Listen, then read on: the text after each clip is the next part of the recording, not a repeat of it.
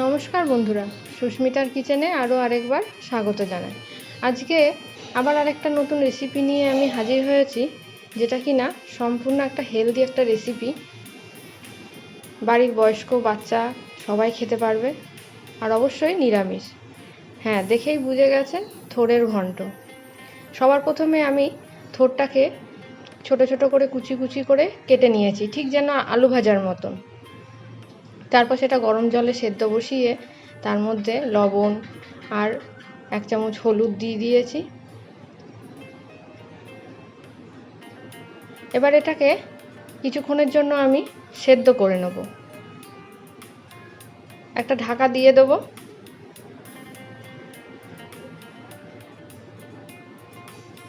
এবার এটা 5-10 মিনিট সেদ্ধ হবে।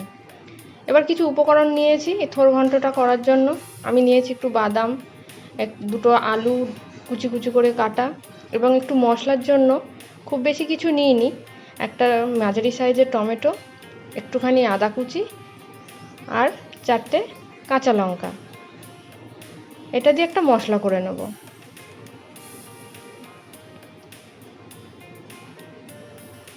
থোড়টা প্রায় সেদ্ধ হয়ে গেছে, একটু নেড়ে চেড়ে দেখে নেব।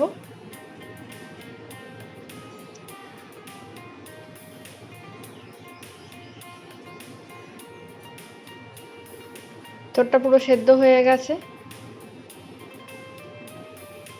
এবার থোড়টাকে আমি নামিয়ে নেব। নামিয়ে এটাকে জল ঝরিয়ে একটু ঠান্ডা করে নেব। তারপর গ্যাসে কড়াই বসিয়ে তার মধ্যে যে বাদামটা নিয়েছিলাম সেটা শুকনো খোলাতেই ভেজে নেব, তেলে না, কিন্তু শুকনোতেই ভেজে নেব। ভালো করে নেড়ে চেড়ে বাদামটাকে একটুখানি ভেজে নিতে হবে।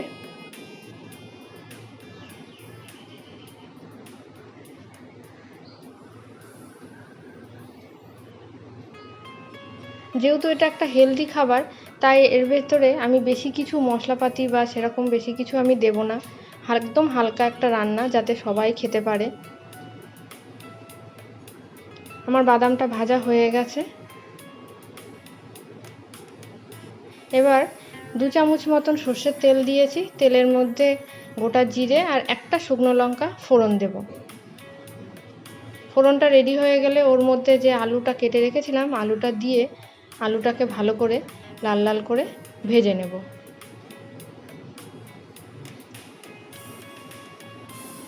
এবার যে মশলাটা করেছিলাম সেই মশলাটাকেও এর মধ্যে দিয়ে দেবো। মশলাটা দিয়ে ভালো করে কিছুক্ষণ কষিয়ে নেব।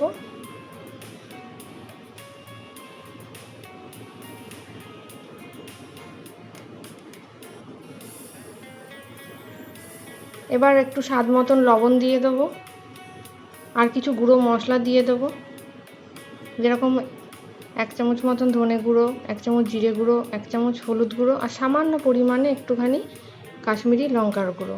আমি আগেই বলেছি আমি বেশি মশলা ব্যবহার করব না, একদম অল্প মশলায় আমি এই রান্নাটা করব। এবার এটা ভালো করে কিছুক্ষণ কষিয়ে নিতে হবে।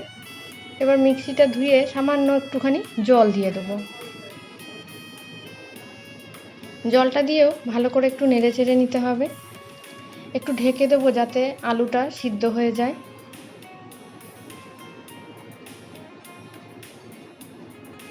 এবং ঢাকনাটা খুলে আমি আরেকবার একটুখানি এটাকে নেড়ে নেব।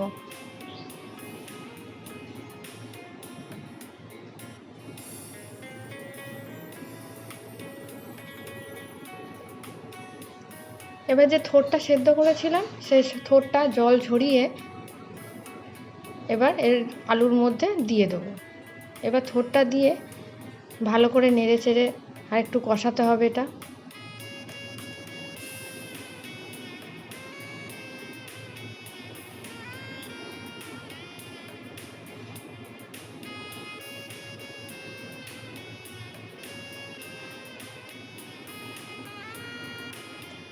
এবার আমি এটাকে ঢাকা দিয়ে দেবো। এইভাবেই ঢাকা দিয়ে এই থোড় ঘন্টটা রান্না করতে হবে। এবার সামান্য পরিমাণ একটু চিনি দিয়ে দেবো, যেহেতু থোড়ে একটু কষ ভাব থাকে, তাই একটু চিনি দিয়ে দিলে সেটা ব্যালেন্স হয়ে যায়। এইভাবেই এটাকে ঢাকা দিয়ে দিয়ে রান্না করতে হবে, যেহেতু থোড়টা সেদ্ধ হওয়া, তাই এর মধ্যে বেশি জল দেওয়ার প্রয়োজন নেই। আমি বেশি জল দিইনি, আপনারা চাইলে সামান্য পরিমাণে জল দিতেও পারেন। আমি গ্যাস কমিয়ে বিনা জলেই থোরটা রান্না করেছি। এতে থোরের স্বাদটা খুব সুন্দর আসে। আপনারা দেখেই বুঝতে পারছেন থোরটা সুন্দরভাবে নরম হয়ে গেছে এবং একটা মাখা মাখা মতন ভাবও এসে গেছে। এবার যে বাদামটা আমি ভেজে রেখেছিলাম সেটা খোসা ছাড়িয়ে একটুখানি ভেঙে নেব দানাগুলোকে। এবার থোরটা নেড়ে চেড়ে ওই বাদামগুলোকে আমি থোরের মধ্যে দিয়ে দেবো। বাদামটা দিলে খেতে ভাল লাগে। যদি কারোর বাদামে অসুবিধা হয়ে থাকে না দিলেও চলবে, বাদামটা দিলে একটু টেস্টটা ভালো লাগে। বাদামটা দিয়েও আমি আবার ভালো করে নেড়ে চেড়ে নেব। এবার এর মধ্যে সামান্য একটুখানি ঘি অ্যাড করে দেবো। ঘিটা দিয়ে আমি ভালো করে নেড়ে চেড়ে নেব। আর কিছু এর মধ্যে দেওয়ার প্রয়োজন নেই। আমার রান্না প্রায় কমপ্লিট হয়ে গেছে। আমি একটুখানি ঢাকা দিয়ে রাখবো গ্যাসটা বন্ধ করে, যাতে ঘিটা ব্যালেন্স হয়ে যায়। এবার এটাকে আমি একটা প্লেটে সার্ভ করে দেবো। এই রেসিপিটা যদি আপনাদের ভালো লেগে থাকে আপনারা অবশ্যই বাড়িতে ট্রাই করবেন। এটা একটা, আমি বারবার করে বলেছি, একটা হেলদি রেসিপি। দেখা হবে আবার নতুন আরেকটা রেসিপি নিয়ে।